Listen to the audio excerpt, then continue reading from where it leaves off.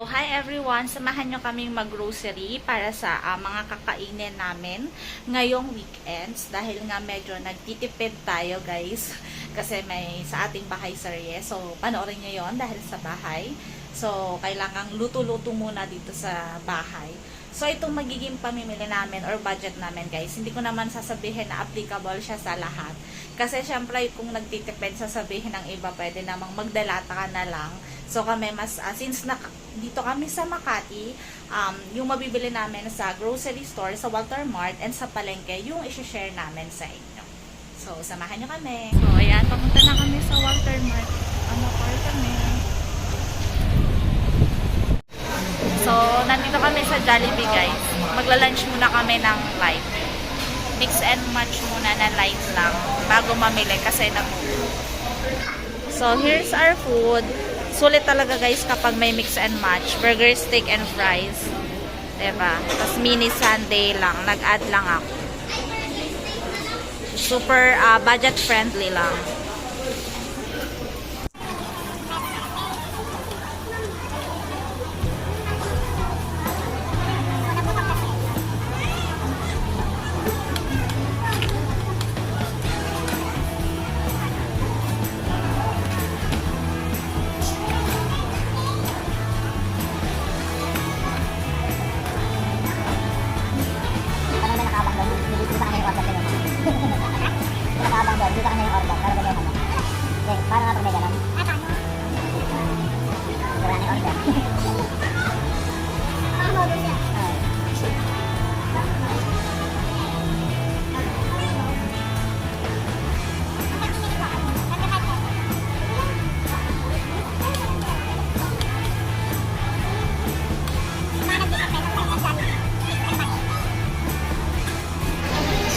Grocery naman tayo.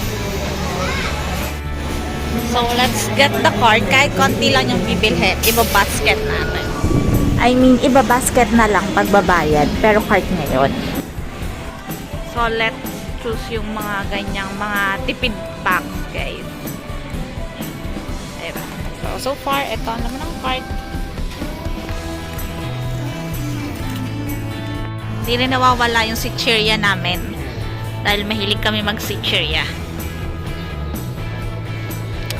This, yeah, one of my favorite. Baka naman. Siyempre, ang favorite na aking husband, buhay bawang. Baka naman. Sa mga powder, panglatan.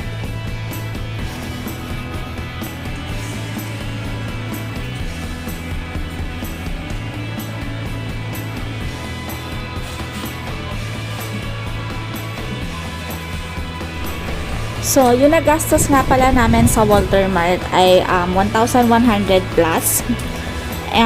Hindi lang naman siya basta ulam. May mga kasama naman na yung mga sabon-sabon. So, goods na yan para sa weekend namin. So, refill muna tayo guys. Yan. Wala na laman yung freezer natin. Puro tubig na lang. Ayan. Yan na lang ang laman ng aming ref. So, dahil na-grocery na mamaya, malalamnan. Guys, ayan, syempre nagkalaman yung freezer. Tubig pa rin, kasi yung iba kasi nasa stocks. Tapos, dito sa side na to, syempre, ayan, yung mga Yakult. Egg na tayo. And syempre, yung stocks natin dito, yan, kanting tilata. So, hi guys, yung binili natin kanina yung tilapia. And then, yung gulay sa palengke binili, syempre, kanin. So, ito yung dinner namin for tonight. So, let's eat, guys. Let's eat, guys. Dahil sabi ko nga tipid.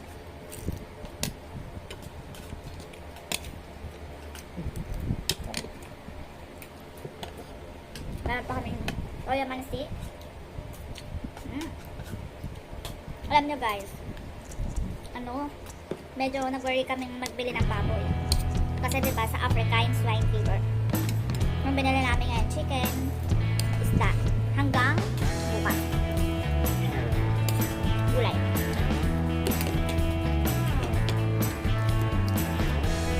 Kain po tayo. Gulay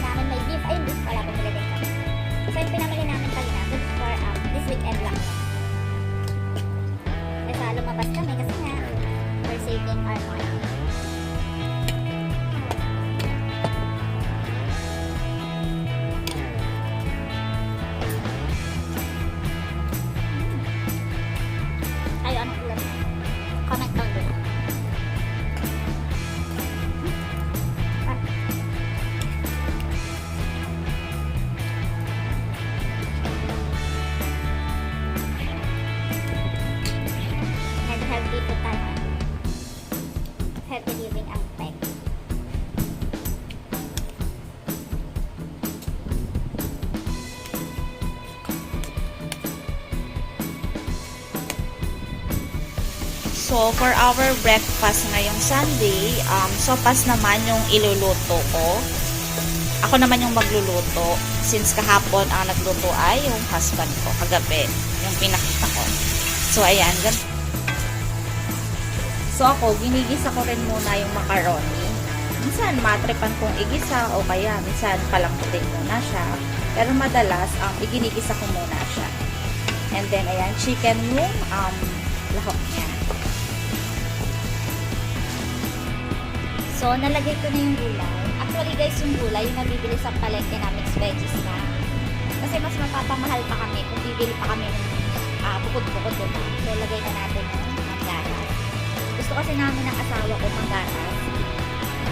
So, kahit maliit lang yung kawali, isang malaking evap yung lalagay namin. So, lagay na yung sopas guys.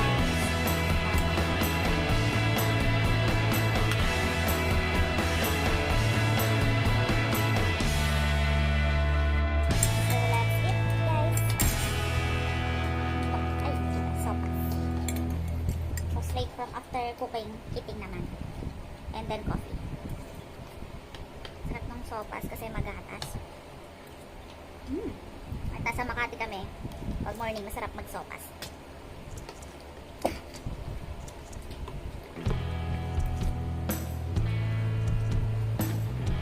Sarap na yung pagkain mo, nakatipid ka pa.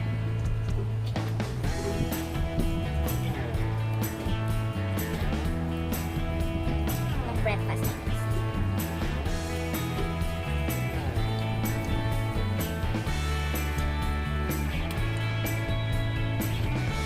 Malapit kami sa palengke dito sa Makati. Prefer na namin bumili ng mga mixed veggies. Kasi 25 pesos lang yung mix, diba? Mix na yung gulay. Ang chop suey talaga siya guys. Pero ginagamit na rin siya pang sopas na. So, for our lunch naman, kung merong tokwat baboy, ito yung version ko ng tokwat manok. Kasi nga manok, beef giniling, tsaka isda yung pinamili namin kahapon. So, ayan naman yung aming tokwat manok. So, namili nga rin pala kami sa palengke kahapon yung itlog. Mga 200 to 300 pesos naman yung nabili namin sa palengke.